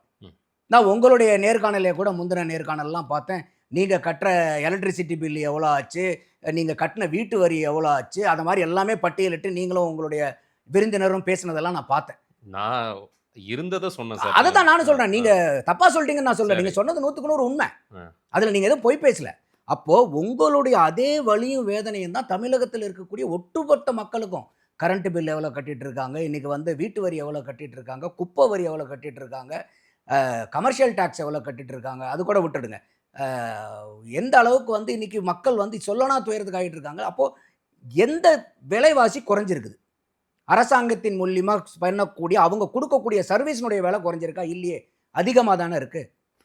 அப்போது நீங்கள் கடனையும் அதிகமாக வாங்கி வரியையும் அதிகமாக வாங்கியிருந்தீங்கன்னா மக்களுக்கு எவ்வளோ பெரிய சிரமங்கிறத யோசிக்க வேண்டாமா? இல்லைங்க, நாங்கள் வரியவே ஏற்றவே இல்லை இந்த 4.5 வருஷமாக. இதை பாருங்கள், நாங்கள் கடனில் தான் வாங்கியிருக்கிறோம், வாங்கி ஜிடிபியை ஏற்றிருக்கோம், மக்கள் மேலே நாங்கள் எதையுமே சுமத்தலைன்னா பரவாயில்ல. அதே பேருந்து கட்டணம், மகளிருக்கு இலவச பயணம் கொடுக்குறீங்க, ஆனால் மீதி பேருந்தில் பூரா கட்டணம் எவ்வளோ ஆயிருக்கு? எத்தனை அளவுக்கு அதிகமாக இருக்குது? பொதுமக்கள் பூரா புலம்புறாங்களே, எங்கிட்ட வந்து நீ 2 மடங்கு 3 மடங்கு டிக்கெட்டை வச்சுட்டு ஏன் காசை வச்சு மகளிருக்கு ஃப்ரீயாக கொடுத்துட்டு இருக்கிறீங்களான்னு பொதுமக்கள் வந்து கூப்பாடு போட்டுக்கிட்டு இருக்காங்களே. அப்போ எந்த இடத்துல இந்த அரசாங்கம் இந்த நிதிநிலையை சரியாக பண்ணியிருக்குதுங்கிறது தான் என்னுடைய கேள்வி. நான் திருப்பி அதே தான் சொல்கிறேன். கமலஹாசன் மாதிரி நான் கடவுள் இல்லைன்னு சொல்லலை, இருந்தால் நல்லா இருக்குமேன்றார் அவர். அந்த மாதிரி நமக்கு இந்த மாதிரி ஐயா ஸ்டாலின் அவர்கள் சொல்கிறதெல்லாம் நம்ம இருக்கக்கூடாதுங்கிற நிலைமையில் எங்கேயாவது இருந்துருந்துச்சுன்னா தமிழகம் பரவாயில்லைங்கிறதான் என்னுடைய பார்வை. அப்போ நீங்கள் திராவிட முன்னேற்ற கழகத்தை மட்டும் நம்ம எடுத்து பார்க்கும்போது அவங்க ஆட்சியில் இருந்தபோது இந்த 4.25 வருஷமாக செய்யாமல் விட்டதை பூரா தேர்தல் வருங்கிறதுக்கு இன்னொரு பக்கம் வாங்க. நீங்கள் மக்களுடைய போராட்டத்தை எடுத்துங்க. தூய்மை பணியாளர்கள், இதே வந்து கொரோனா காலகட்டத்தில் இந்த தூய்மை பணியாளர்களுடைய சேவையை எவ்வளோ தூரம் தாங்கி பிடிச்சிருந்துச்சு இல்லையா அரசாங்கங்கள்? அன்றைக்கி எவ்வளோ தேவைப்பட்ட நபர்களாக இருந்தாங்கல்ல இவங்க. இன்றைக்கி அவங்கெல்லாம் தேவையில்லையா? அவங்களுக்கு தரையில் போராடி பார்த்தாங்க, கடலுக்குள்ளார இறங்கி போராடி பார்த்தாங்க, 2 நாளைக்கு முன்னாடி போய் டயரில் தலையை வச்சுக்கிட்டு போராடுறாங்க வண்டி கடியில். அப்போ இந்த தூய்மை பணியாளர்களை நீங்கள் எந்த அளவுக்கு நீங்கள் வந்து நடத்துகிறீங்க? விவசாயிகள் போராடிட்டு இருக்காங்க, செவிலியர்கள் போராடுறாங்க, ஆசிரியர்கள் போராடுறாங்க, அரசாங்க ஊழியர்கள் போராடுறாங்க. யார் போராட்டல சொல்லுங்க? எந்த மீனவர்கள் போராட்டம், எதிர்கட்சிகளினுடைய போராட்டம், யார் இன்னைக்கு வந்து எந்த செக்டர் ஆஃப் பீப்புள் வந்து ஆஹா அட்டகாசமான ஆட்சியாக இருக்குதுங்க, சூப்பருங்க, எப்படா எனக்கு மே மாதம் வருது திமுகவுக்கு ஓட்டு குத்தி தள்ளலான்னு உட்காந்துருக்காங்களா யாராவது? அப்போ இது ஒட்டுமொத்தமாக கூட்டி கழித்து பார்க்கும்போது திராவிட முன்னேற்ற கழகத்துக்கு இது வந்து ஒரு பெரிய இந்த 2025 ஒரு சரிவான ஆண்டாக தான் நான் பார்க்குறேன். அதிமுக சார், அதிமுகவுக்கு அவங்களுடைய அந்த உட்கட்சி பிரச்சனை தொடர்ந்த சிந்துபாத் கதை மாதிரி போய்கிட்டே இருந்துச்சு. ஆனால் எடப்பாடி ஐயா என்ன சொல்கிறாருன்னா, அவர் வந்து இவங்கெல்லாம் விலகி போனவங்களெல்லாம் விளக்கப்பட்டவர்கள் தான், அதிலெல்லாம் எனக்கு மாற்று கருத்தே இல்லைன்னு சொல்கிறாரு. அந்த மாதிரி வந்து டிடிவி ஏற்கனவே கட்சி ஆரம்பித்து அவர் கட்சி பொதுச் செயலாளராக இருக்கார். அம்மையார் சசிகலா அவர்கள் எந்த இடத்துலையுமே அவங்க வந்து ஒரு அதிமுகவை தோற்றுருவாங்க இல்லை அதிமுக தோக்கடிக்கப்பட்டுங்கிற மாதிரி வார்த்தைலாம் இன்னைக்கு வரைக்கும் அந்த அம்மையார்கிட்ட இல்லை. ஓபிஎஸ்லாம் பேசினார். அதை ஓபிஎஸும் வந்து பார்த்தீங்கன்னாக்கா அந்த ஒருங்கிணைப்பு குழுவை வந்து கலகம் பண்ணிட்டு இருந்ததை கலகமாக மாற்றிட்டார் இப்போ. அப்போ இன்னைக்கு கலகம் ஆமாம், அந்த மாதிரி இன்னைக்கு இருந்தது வந்து மாறிடுச்சு இப்போ. சரி. ஸோ அப்போ இன்னைக்கு அதிமுகவுக்கு வந்து பார்த்தீங்கன்னா இதே வந்து 2024 பாராளுமன்ற தேர்தலில் ரொம்பவே தோல்வி தான். அதாவது அவங்க சொல்கிற கணக்கு பிரகாரம் வாக்கு கூடுதலாக வாங்கியிருந்தாலும் ஒரு பயங்கரமாக சந்தோஷப்பட்டு ஒரு பெருங்களிப்பு அடைகிற அளவுக்கு அந்த தேர்தல் இல்லை. ஏன்னா 7 தொகுதியில் டெபாசிட் போகுது. அந்த மாதிரி அவங்களுக்கு வந்து அது ஒரு சரிவு தான். அப்போ இன்னைக்கு அந்த நிலைமையெல்லாம் புரிஞ்சிருக்கும் போது திருப்பி அதிமுக பாரதிய ஜனதா கூட்டணின்னு ஒன்று ஏப்ரல் மாதமே உண்டு பண்ணப்படுது 2026 சட்டமன்ற தேர்தலுக்காக. அப்போ வந்து அவங்களுடைய நிலைமையை புரிஞ்சுக்கிறாங்க. இன்னைக்கு கூட்டணி வலுவான கூட்டணி இல்லாமல் தனிச்சு நின்று போய் நம்ம ஜெயிக்க முடியாது அப்படிங்கிறத தெளிவாக புரிஞ்சுக்கிறாங்க. அடுத்தது இன்னைக்கு அதிமுகவில் வந்து 2-3 நபர்கள் வந்து திமுகவுக்கு போனதை பார்க்க முடிஞ்சுது. ஒன்று வந்து மைத்ரேயன் அவர்கள் ஓபிஎஸ் கேங்லேருந்து போகிறாரு, மனோஜ் பாண்டியன் ஓபிஎஸ் கேங்லேருந்து போகிறாரு, அன்வர் ராஜா வந்து மருது அழகராஜும் போனார். அதே மாதிரி இவர் அன்வர் ராஜா வந்து அதிமுகலேருந்து அங்கே போனவர். அடுத்தது செங்கோட்டையன் வந்து அதிமுகலேருந்து டிவிகே பக்கம் போனார். ஸோ இந்த மாதிரிலாம் சின்ன சின்ன இடர்பாடுகள் நிறைந்த ஆண்டுகளாக தான் வந்து அதிமுக இருந்துது. அதிமுக வந்து இந்த கடந்த 4.5 வருஷத்தில் நானே முதல்ல சொல்லியிருக்கேன், ஃபஸ்ட்டு 1.5-2 வருஷம் வந்து பெரிய அளவுக்கு அவங்க எதிர்க்கட்சியினுடைய செயல்பாடை வந்து விட்டுட்டாங்க. ஏன்னா அப்போ வந்து அண்ணாமலை வந்து ரொம்ப அக்ரெசிவான பாலிடிக்ஸ் பண்ணிட்டு இருந்தார். அப்போ அவர் ஸ்ட்ராட்டஜிக்கலாகவே வந்து திமுக அடிக்கிறத விட அதிமுகவை நோண்டி நோண்டி நோண்டி அவங்களை இங்கே பார்க்க வச்சு இவங்க 2 பேத்துக்கும் பண்ணி இவங்க தான் வந்து ஒரு எதிர்க்கட்சிங்கிற அளவுக்கு அண்ணாமலை வந்து ஸ்ட்ராட்டஜிக்கலாக பண்ணார். அது பாரதிய ஜனதா எந்த ஒரு கட்சியாக இருந்தாலும் ஒரு ஸ்ட்ராட்டஜி வேணும்ல, அதையெல்லாம் பண்ணி கொண்டு வந்தாங்க. அதை தெளிவாக எடப்பாடி வந்து புரிஞ்சுக்கிறதுக்கு கொஞ்சம் டைம் ஆயிடுச்சு அவருக்கு. அதுக்கப்புறம் அவர் கொஞ்சம் டாப் கியர் போட்டு இந்த வருஷம் ஆரம்பத்திலே இந்த யார் அந்த சாருங்கிறதுலேருந்து டாப் கியரை போட்டு அதிமுக வந்து எந்த அளவுக்கு தமிழ்நாட்டில் ஒரு முக்கியமான எதிர்க்கட்சி, வேற யார் என்ன பண்ணாலும் எங்களுடைய ஸ்டாண்ட் எடுக்கிறது சிரமம்னு சொல்லிட்டு அந்த யார் அந்த சாருங்கிறது வந்து செம்ம கேம்பெயின். அதே மாதிரி சேவ் அவர் டாட்டர்ஸ் இதெல்லாம் வந்து சட்டசபையில் பேட்ச் போட்டுக்கிட்டே போகிறாங்க. அந்த கள்ளக்குறிச்சி சாவுல இருந்தே வந்துருச்சு அவங்களது எதிர்ப்பு நிலைப்பாடு வந்து வந்துருச்சு. ஆனால் ரொம்ப பீக்கை வந்து தொட்டது வந்து அண்ணா பல்கலைக்கழகத்திலிருந்து அவங்க வந்து அன்னையிலிருந்து இன்னைக்கு வரைக்கும் பார்த்தீங்கன்னா நல்ல ஒரு சிறந்த எதிர்க்கட்சியாக வந்து செயலாற்றிட்டு இருக்காங்க. ஸோ அந்த வகையில் அவங்களுக்கு இன்னைக்கு அதிமுகவுக்கும் இந்த 2026 தேர்தல்ங்கிறது வந்து ரொம்ப ரொம்ப முக்கியமான தேர்தல். திமுகவுக்கும் முக்கியமான தேர்தல், அதிமுகவுக்கும் முக்கியமான தேர்தல், விஜய்க்கும் முக்கியமான தேர்தல், சீமானுக்கும் முக்கியமான தேர்தல். அப்போ இந்த 2026 இது வரைக்கும் நம்ம பார்க்காத மாதிரி எல்லா கட்சிக்குமே ஏதாவது ஒரு கம்பல்ஷன், ஏதாவது ஒன்று தங்களை நிரூபித்து காமிக்க வேண்டிய கட்டாயம் 75 ஆண்டு கால கட்சியிலிருந்து இன்னைக்கு 2 வருஷத்தை நெருங்க போகிற டிவிகே வரைக்கும் அத்தனை பேர்த்துக்கும் ரொம்ப கம்பல்ஷன் இருக்கு. அப்போ அதிமுக வந்து இந்த இடத்துல அதை தெளிவாக புரிஞ்சுக்கிறாங்க. இன்னும் அவங்களுக்கு வந்து நான் ஒரு மைனஸ் பாயிண்டாக பார்க்குறது வந்து இன்னைக்கு வரைக்கும் பாரதிய ஜனதா, அதிமுக இந்த 2 கட்சியை தவிர இன்னைக்கு திடகாத்திரமாக அங்கே இருக்காருங்கிறது வந்து வாசன் அவர்கள், தமிழ் மாநில காங்கிரஸ் இருக்கு, அது கூட வந்து ஐயா தமிழறிமணியனும் போய் இன்னைக்கு இணைஞ்சிருக்காரு. ஸோ இன்னைக்கு வரைக்கும் அன்புமணி ராமதாஸனுடைய ஃபேக்ஷன் வந்து பாரதிய ஜனதா கூட தான் இருக்குது. இப்போ அவங்க நடத்தின போராட்டத்தில் கூட கருணாகராஜன்லாம் போய் உட்கார்ந்துருந்தாரு. ஸோ அப்போ அவங்க என்டிஏல தான் இருக்க போகிறாங்க. ஐயா ராமதாஸனுடைய ஃபேக்ஷன் வந்து எங்கே போகுதுன்னு தெரியல. ஏன்னா நாளுக்கு நாள் அது ரொம்ப வீரியம் அதிகமாயிட்டே போகுது. அந்த அம்மா வேற வந்து நீங்களாம் யாருறாங்கிற அளவுக்கு வந்து மேடையில் பேசுகிறாங்க. அவங்க பொண்ணு காந்தி அது திட்டுறது கூட வந்து பார்த்தீங்கன்னா அந்த அம்மா பேப்பரை பார்த்து பார்த்து மேலே பார்த்து ஸ்கூல்லலாம் நம்ம படிச்சுட்டோம்னா மேலே பார்த்து சொல்லுவோம் பாருங்கள் அந்த காலத்தில். அந்த மாதிரி இந்த மாதிரி பேப்பரையும் பார்த்துறாங்க, மேலேயும் பார்த்து பேசுகிறாங்க. ஸோ அந்த மாதிரி வந்து ஒரு பாட்டாளி மக்கள் கட்சி வந்து அவங்களுக்கு ஒன்றா இருந்தாங்கன்னா தான் அவங்களுக்கு பலம். ஏன்னா இன்றைக்கி வரைக்கும் அவங்க தனியாகவும் நின்றுருக்காங்க. 2 எலெக்ஷனில் எல்லா இடத்துலையும் நின்றுருக்காங்க, ஆனால் சீட் வாங்கல. பாட்டாளி மக்கள் கட்சிக்கு வந்து ஒரு 4 to 5.5% வாக்கு வங்கி இருந்தாலும் ஐயா ராமதாஸ் அவர்கள் சொல்கிற மாதிரி 20 எம்எல்ஏக்கெல்லாம் அவங்க எடுத்திருந்தா கூட எப்போ எடுக்க முடிஞ்சதுன்னா ஒன்னா திமுக கூடயோ இல்லை திமுக கூடயோ கூட்டணியில் இருக்கும்போது தான் அவங்களுடைய பலத்தை அவங்களால நிரூபிக்க முடிஞ்சதே ஒழிய தனிப்பட்ட கட்சி அவங்களால இன்னைக்கு வரைக்கும் நிரூபிக்க முடியல. வாக்கு வங்கி வாங்கினாங்க, சீட்டு ஒன்று கூட வாங்கல. அப்போ இந்த பாட்டாளி மக்கள் கட்சியும் அவங்க வந்து இன்னைக்கு ஏற்கனவே அன்புமணி ராமதாஸ் இங்கே இருந்தாலும் டாக்டர் ராமதாஸனுடைய ஃபேக்ஷனையும் கூட்டிட்டு வர வேண்டிய கட்டாயம் வந்து அதிமுகவுக்கு இருக்கு. அதனால தான் நான் என்ன பார்க்குறேன்னா அவங்க ஸ்ட்ராட்டஜிக்கலாக எப்படி ஒர்க் பண்ணுறாங்கன்னா பிஜேபி அன்புமணிய ஃபேக்ஷனை பார்த்துக்கிறாங்க, ராமதாஸ் ஃபேக்ஷனை உள்ளார கொண்டு வர வேண்டியது வந்து அதிமுகவினுடைய ரெஸ்பான்சிபிலிட்டிங்கிற அளவுக்கு பிரித்து அவங்க வந்து ஆமாம்.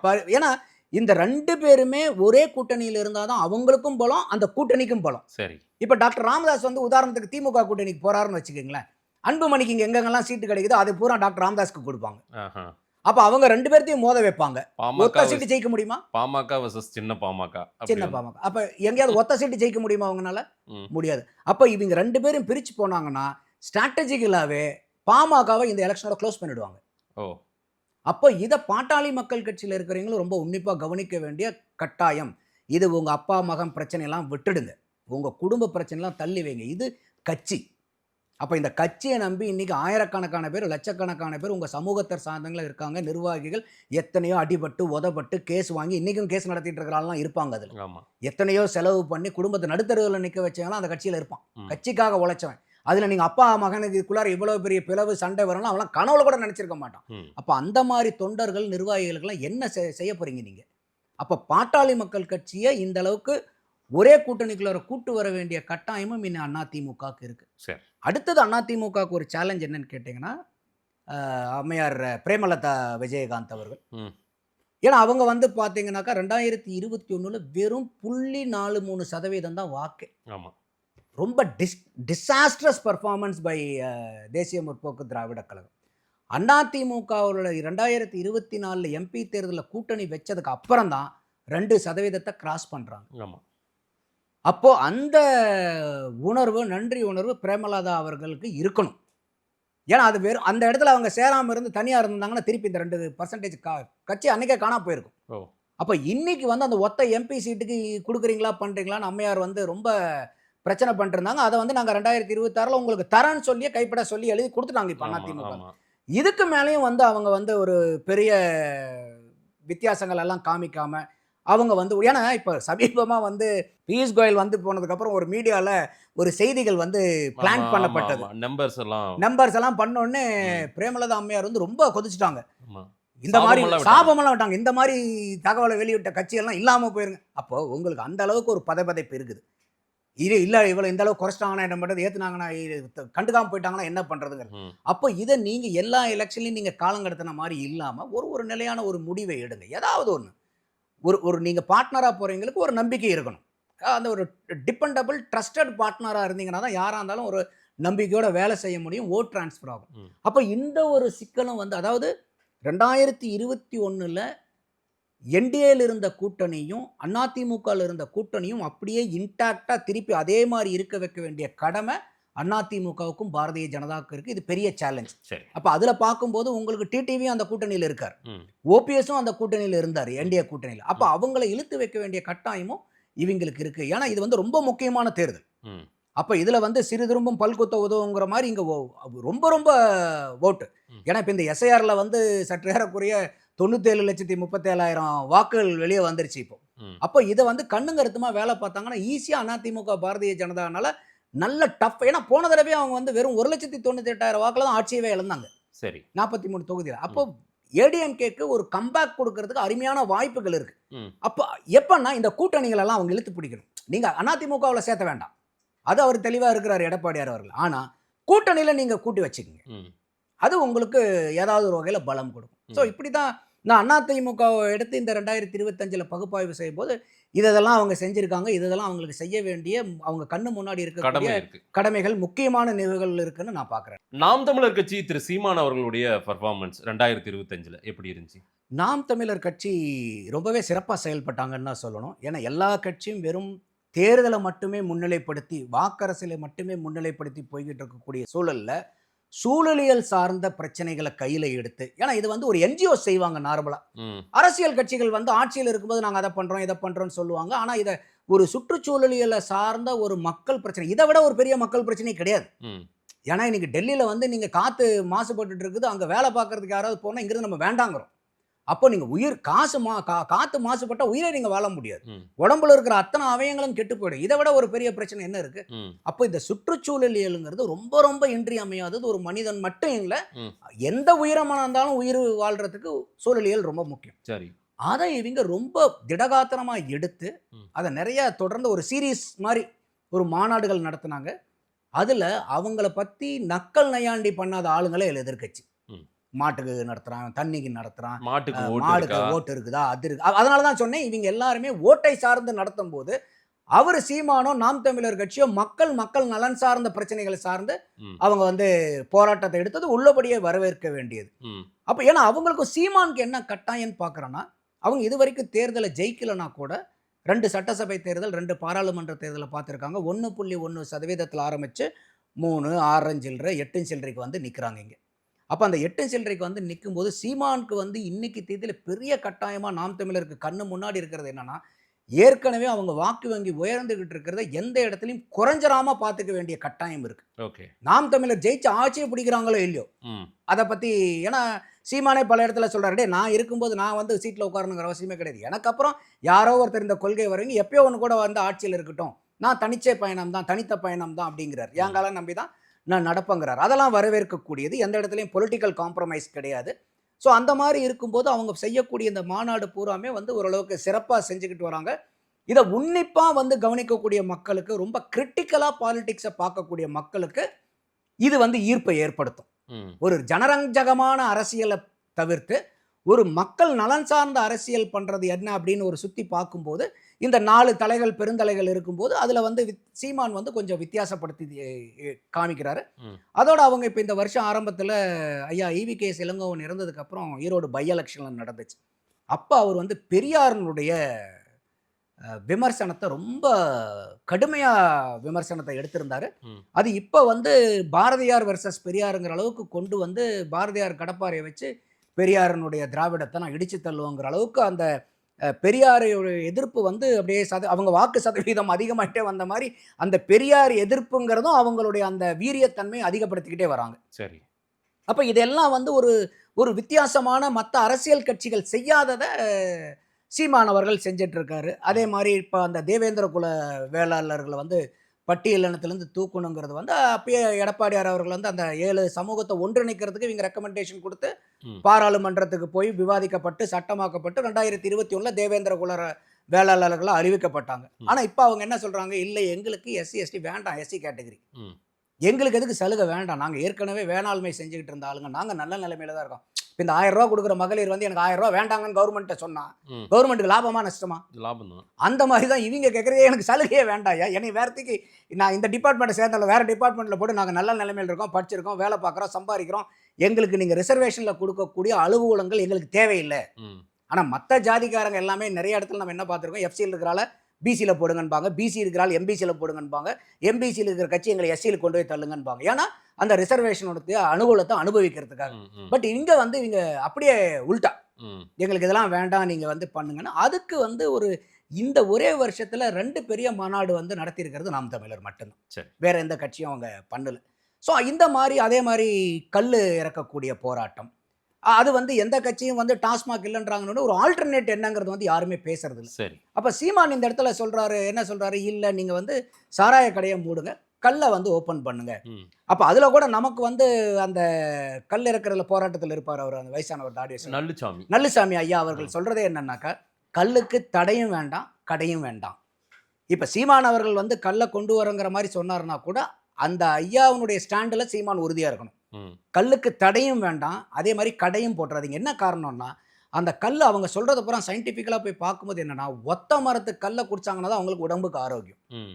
பல மரத்து கல்லை நீங்கள் ஒன்றா கலந்துட்டீங்கன்னா அதனால எந்த பிரயோஜனமும் இல்லை. ஓகே. அப்போ அதனால தான் ஐயா அவர் வந்து அப்படி சொல்றாரு, நீ கல்லுக்கு தடையும் போடாத, கடையும் போடாத. ம். ஸோ அப்போ அந்த மாதிரி சீமான் வந்து ஒரு டாஸ்மாகை மூடலான்னு சொன்னாலும் அதுக்கு வந்து ஒரு மாற்று ஏற்பாடை அந்த இடத்துல வச்சு போராடுறாரு, சூழலியல் எல்லாம் பண்ணுறாங்க. ம். அதே மாதிரி சீமானுடைய அரசியலில் இன்னும் என்னை கவர்ந்தது என்னன்னா, ஆண்களுக்கு பெண்களுக்கும் சரி சம விகிதத்தில் அது 50% எப்பவுமே அவங்களுடைய எப்பயுமே அது ஒரு, ஏன்னா எல்லாரும் அனைவரும் சமம் சமம்ன்றாங்க, யாரும் சீட்டு கொடுக்கும்போது கொடுக்கறது இல்லை. ம். இவர் கொடுக்குறாரு, ஜெயிக்கிறார் தோக்குறாருங்கிறது இல்ல, அடுத்தது. பெண்கள் மாநாடு நடத்தும் போது இப்போ திருப்பூர்ல பல்லடத்தில் நடத்தும் போது ஐயா ஸ்டாலின் அவர்கள் சொல்றாங்க, 33% இடஒதுக்கீடை நாங்க உள்ளாட்சிகளில் கொண்டு வந்துட்டோம், சட்டமன்றத்தில் நாடாளுமன்றத்தில் கொண்டு விடாம தடுக்கிறதே பிஜேபி தான் அப்படின்ட்டு. இதெல்லாம் டுபாக் ஒரு வார்த்தை, இது அது இருக்கிறதுலே பொய்யான குற்றச்சாட்டு. இதெல்லாம் அவங்க வாக்குறுதியிலே வந்து நாங்கள் ஆட்சிக்கு வந்துட்டால் மகளிருக்கு வேலை வாய்ப்பில், அரசாங்க வேலை வாய்ப்பில் எல்லாமே 40% இடஒதுக்கீடு கொடுப்போம். அப்புறம் எதை வச்சு சொன்னீங்க?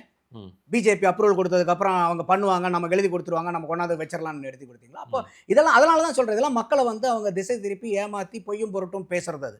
ஸோ அப்போ அந்த மாதிரி சூழ்நிலையில் வந்து இவர் சரி சமீபத்தில் கொடுக்குறாரு. இளைஞர்களுக்கு இந்த தடவை 120 சீட்டுக்கு மேலே நான் கொடுப்பேன்னு சொல்லியிருக்கிறாரு. பட்டியல் இனத்தில் இருக்கிற ஆளுங்களை கொண்டு போய் பொது தொகுதியில் வம்படியாக நிற்க வைக்கிறாரு. நான் அதுக்காக தான் என் கட்சியில் ஜாதியவே கேட்குறேங்கிறார். நான் ஜாதி எதிர்ப்பாளன், இருந்தாலும் கேட்குறாங்கன்னு குற்றச்சாட்டு இருக்கு. ஏன் கேட்குறேன், அவன் எந்த அளவுக்கு வந்து சமுதாயத்தில் பின்தங்கியிருக்கானோ அதை தெரிஞ்சுக்கிட்டு அவனை கொண்டு போய் நான் பொது தொகுதியில் போடுறதுக்கு தான் நான் கேட்குறேன். அப்போ அந்த சாதி மறுப்பு, சாதி எதிர்ப்புங்கிறதெல்லாம் வந்து சீமான் கிட்ட ஒரு வித்தியாசமான அணுகுமுறைகளாக இருக்குது. ஸோ அப்போ இந்த மாதிரிலாம் இருக்கும்போது சீமான் அவர்களுக்கு சேலஞ்சாக நான் என்ன பார்க்குறேன் இந்த வருஷம், இதெல்லாம் நல்ல நல்ல விஷயங்களை அவங்க பண்ணுறது. சேலஞ்ச் என்னன்னா, நான் முதல்ல சொல்கிற மாதிரி வாக்கு சதவீதத்தை அதிகம் பண்ணணும். 2வது இந்த தேர்தல் நாச்சு, ஏன்னா இது 3வது சட்டமன்ற தேர்தல் உங்களுக்கு, இந்த தடவை நாச்சுக்கு உங்களுடைய வெற்றி வேட்பாளர்களை நீங்கள் உள்ளார எம்எல்ஏவாக அனுப்பணும்.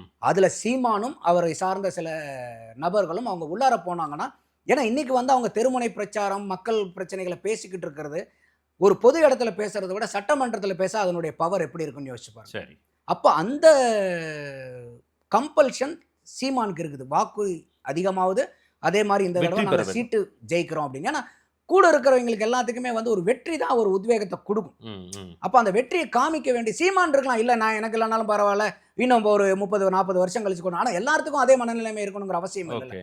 அப்போ அந்த வெற்றியை காமிக்க வேண்டிய கடமை சீமானுக்கு ஒரு கட்சி தலைவராகவோ அந்த கட்சிக்கும் அது இருக்குதுன்னு நான் பார்க்குறேன். இது இப்படி தான் வந்து நாம் தமிழர் கட்சியை 2025 டிவிகே சார் 2026 தொடங்கினதுமே எல்லா இடங்களையும் புத்தாண்டு வாழ்த்து சொல்லுவாங்கன்னு பார்த்தா எல்லா இடத்துலையும் டிவிகேன்னு கட்சி இருந்தாங்க நேற்று நைட்டு. அப்புறம் பார்த்தீங்களா? கண்டிப்பாக. இப்போ 2025 பொறுத்த வரைக்கும் தமிழக அரசியலில் ஒரு பெரிய டெக்டானிக் ஷிஃப்ட்னு சொல்லுவாங்க பார்த்தீங்களா, அந்த ஒரு பூகம்பம், ஒரு அதிர்வலைகளை ஏற்படுத்தின கட்சி எது அப்படின்னா தாவேகா தான். அப்படியா? அதில் எந்த மாற்று கருத்துமே கிடையாது. ஸோ அவங்க வந்து பார்த்தீங்கன்னாக்கா ஒரு ஆகஸ்டில் தான் நினைக்கிறேன் மதுரையில் வந்து பண்ணுறாங்க. அதுக்கு முன்னாடி வரைக்கும் இவர் நடிச்சுக்கிட்டு இருந்தார், ஜனநாயகன் முடியுதுன்னு அப்பயே நான் விமர்சனம் வச்சுருந்தேன். ஆனதாகிப்போச்சு. இதுக்கு மேலே இந்த ஒரு படத்தில் என்ன பண்ண போகிறீங்க, கொஞ்சம் கூடுதலாக சீக்கிரமாக வந்தீங்கன்னா இன்னும் நீங்கள் அரசியல் செயல்பாடு எடுக்கிறதுக்கு நல்லதாக இருக்குமேன்னு சொல்லியிருந்தோம். பட் இருந்தாலும் வந்து அவர் கமிட்மெண்ட் கொடுத்தனால அதை முடிச்சுட்டு வராருங்கிறது ஓகே, அவர் கமிட்மெண்ட்டை ஃபுல்ஃபில் பண்ணுறாருங்கிறத நம்ம ரெஸ்பெக்ட் பண்ணி ஆகணும். ஸோ அப்போ அந்த அவர் ஏற்கனவே விக்ரமாண்டியில் நடத்தினதை விட மாநாடை வந்து பெரிய அளவுக்கு மதுரையிலையும் நடத்தி காமிச்சு ஒரு பெரிய வெற்றி மாநாடாக அதை பண்ணினாங்க. அதுக்கப்புறம் செப்டம்பர் மாதத்துலேருந்து சுற்றுப்பயணம் போக ஆரம்பித்தாங்க. 3 நாள் சுற்றுப்பயணம் போனாங்க. ஃபஸ்ட்டு திருச்சி, அரியலூர், பெரம்பலூர் போக முடியல. அடுத்தது வந்து பார்த்திங்கனாக்கா திருவாரூரும் நாகப்பட்டினமும் போனார். 3வது செப்டம்பர் 27 வந்து நாமக்கல் போயிட்டு மறுபடியும் கரூரில் வரும்போது பெரிய பிரச்சனைகளுக்கு உட்பட்ட வச்சு, அதாவது இன்றைக்கி 100 ஆண்டு காலம் 150 ஆண்டு காலமான கட்சிகள் இந்தியாவில் இருந்தால் கூட அந்த கட்சிகளெல்லாம் எதிர்நோக்காத ஒரு பெரிய சவாலை வந்து தாவேகா 2 வருடத்துக்குள்ளாரவே சந்திச்சது. ஒரு 41 உயிர்கள் பறி போனதை நம்ம பார்த்தோம். ஒரு கட்சி நிர்வாகிகளாக, அந்த கட்சி தலைவராக, அந்த கட்சியில் இருக்கிறவங்களுக்கெல்லாம் எந்த அளவுக்கு வந்து அது ஒரு பாதிப்பை ஏற்படுத்தி இருக்க முடியும், இன்னைக்கு வரைக்கும் அதுலேருந்து வெளியே வந்திருப்பாங்களான்னு தெரியல. அதையெல்லாம் ஃபேஸ் பண்ணி அப்போ இந்த செப்டம்பர் நடந்த அக்டோபர் பூரா நடந்ததே தமிழகத்தில் அரசியல் என்னன்னா விஜய் அவர்களையும் தாவேகாவையும் தாவேகா நிர்வாகிகளையும் வச்சு செய்கிறது தான் தமிழ்நாட்டினுடைய அரசியலாகவே மாறி போயிருந்துச்சு. எல்லா இடத்துலையும் அவ்வளோ வசைப்பாடுகள், அவ்வளோ குற்றச்சாட்டுகள். அது பத்தாக்குறைக்கு வந்து சென்னை உயர்நீதிமன்றத்தில் தனி நீதிபதி கொடுத்த ஜட்ஜ்மெண்ட்டுன்னு போட்டு ஒட்டு மொத்தமாக சுழிச்சு அவ்வளோதான், விஜய் இனிமேல் முடிஞ்சாரு, தாவேகா முடிஞ்சு போச்சு, எல்லாத்தையுமே இவங்களை வந்து ஒரு முக்கள மூலையில் தள்ளியாச்சுங்கிற அளவுக்கு வந்து ஒரு கங்கணம் கட்டிட்டு இருந்த நேரத்தில் அவங்களுக்கு சுப்ரீம் கோர்ட்டில் இதே மாதிரி வந்து ஒரு விடிவு கிடைச்சது தாவேகாக்கு. எப்படி வந்து இவங்க ஹைகோர்ட் ஜட்ஜ்மெண்ட் இதெல்லாம் சொல்லலாம்னு சொல்லிட்டு அது வந்து ஒரு பெரிய லீகல் ரிலீஃப் வந்து தாவேகாக்கு கிடைச்சது. அப்போ அவங்க அந்த மாதிரி அந்த அக்டோபர் மாதம் செப்டம்பர் 27 முடிச்சு 28 நீங்களும் நானும் உட்காந்து பேசுகிறோம். நம்ம தான் ஃபஸ்ட்டு பேசுகிறோம் விஜய்க்கு ஆதரவாக. அந்த நேரத்தில் ஆதரவாங்கிறத விட நியாயமாக என்ன செஞ்சுருக்கணும், விஜய் சைட்லையும் என்ன பண்ணியிருக்கணும், அரசாங்கம் என்னென்ன செய்ய தவறுனாங்கிறத நானும் நீங்களுமே உட்காந்து பேசுவோம். அடுத்த நாள் காலையில் உட்காந்து பேசுவோம். ஸோ அப்போ அந்த மாதிரி இருக்கும்போது அந்த அக்டோபர் மாதம் பூராமே வந்து நம்மள மாதிரி நடுநிலை ஆட்கள் தான் அவருக்கு வந்து ஆதரவு கொடுத்து பேசிட்டு இருந்தோம். ஏன்னா அந்த கட்சியை சார்ந்த நபர்களோ அந்த கட்சிக்கு ஆதரவு தெரிவிக்கக்கூடிய நபர்களோ யாரும் மீடியாவுக்கு வரல. நம்மள மாதிரி நடுநிலைமையான ஆட்கள் தான் விஜய் பக்கம் என்ன நியாயம் இருக்குது, அரசாங்கம் வந்து என்னென்ன தப்புகள் இதில் செஞ்சுருக்காங்க, அது வந்து நம்மளுடைய ஏடிஜிபி கொடுத்த இன்டர்வியூவாக இருந்தாலும் சரி, அந்த மின்சாரத்தினுடைய ஹெட் அந்த லேடி அவங்க கொடுத்த இன்டர்வியூவாக இருந்தாலும் சரி, அமுதா ஐஏஎஸ் கொடுத்த அவர்களுடைய அந்த குரூப் இன்டர்வியூவாக இருந்தாலும் சரி, அடுத்தது பொறுப்பு டிஜிபி வெங்கட்ராமன் அவர்கள் கொடுத்த இன்டர்வியூ, இத்தனையும் எடுத்து நான் பார்த்து பகுப்பாய்வு பண்ணி யூடியூப்பில் மட்டும் இல்லாமல் டிபேட்லலாம் போய் எந்த அளவுக்கு வந்து அரசாங்கம் அவங்களுடைய தவறுகளை இந்த அதிகாரிகளையும் அதிகாரிக வர்க்கத்தையும் வச்சு எந்த அளவுக்கு மூடி மலைச்சிருக்காங்கிறத பூரா அப்பட்டமாக படம் போட்டு காமிச்சேன். அப்போ அந்த அளவுக்கு இருந்தக்கூடிய சூழ்நிலையில் அவங்களுக்கு சுப்ரீம் கோர்ட்டில் அந்த ஜட்ஜ்மெண்ட் வந்ததுக்கப்புறம் தான் ஒரு பெரிய ரிலீஃப்.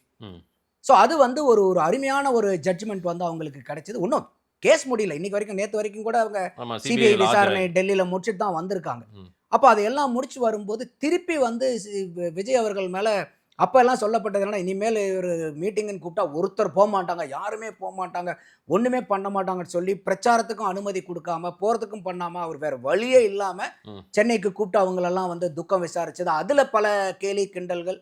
அதை நான் கூட கேட்டிருந்தேன். ஆமாம், அவர் அங்கே போயிருக்கணும், அதில் எனக்கும் மாற்று கருத்து இல்லை, துக்கம் விசாரிக்கிறது அவங்க இடத்துக்கு போகணும். ஆனாலும் அந்த 41 குடும்பத்தை தத்தெடுத்து அவங்களுக்கு செய்ய வேண்டியதெல்லாம் செஞ்சுருக்காருல்ல. அவர் அந்த குடும்பத்தில் உயிர் இழந்த நபர் இருந்திருந்தால் காலகாலத்துக்கு என்ன அந்த குடும்பத்துக்கு செய்யணுமோ அதை பூரா நான் செய்கிறேன்னு சொல்லிட்டு எல்லாத்தையும் வழிநெறிமுறைப்படுத்தி செஞ்சுருக்காங்க. இதை ஏன் வந்து விஜய் கிட்ட அந்த ஒரு குறைபாடு, அங்கே போகலங்கிற குறைபாடை மட்டும் ஏன் பார்க்குறீங்க? இவ்வளோ தூரம் செஞ்சுருக்காரு, இதை ஏன் மற்ற கட்சிகள் எல்லாம் வந்து முன்னுதாரணமாக எடுத்துக்கிட்டு செய்யக்கூடாதுங்கிறதையும் நான் பேசியிருந்தேன். ஸோ அப்படி இருக்கக்கூடிய சூழ்நிலையில் இன்னைக்கு அந்த கட்சி பாண்டிச்சேரியில் போனாங்க. நம்மளே கூட பேசியிருக்கோம், பாண்டிச்சேரியில் பேசினது சுறா மாதிரி இருந்துச்சுங்க அப்படின்னு சொன்னோம். திருப்பி ஈரோட்டில் வந்தவொடனே it is an excellent comeback by Vijay. எக்ஸ்ட்ராடினரியான ஒரு கம்பேக் விஜய் கொடுத்தது. ஸோ அப்போ இன்றைக்கி வந்து யாருமே வரமாட்டாங்க பண்ண மாட்டாங்கன்னு சொன்ன இடத்துல அந்த ஈரோடு கூட்டத்தில் பார்த்தோம், பாண்டிச்சேரிலையும் பார்த்தோம். பாண்டிச்சேரியில் விஜய் பேசினதெல்லாம் சில முன்னுக்கு பின் சில கருத்துக்கள் உடன்பாடு இல்லாமல் இருந்துச்சு வழியா கூட்டத்துக்கு பிரச்சனை இல்லை. அங்கே அலோவ் பண்ணதே 5000 பேர் தான்.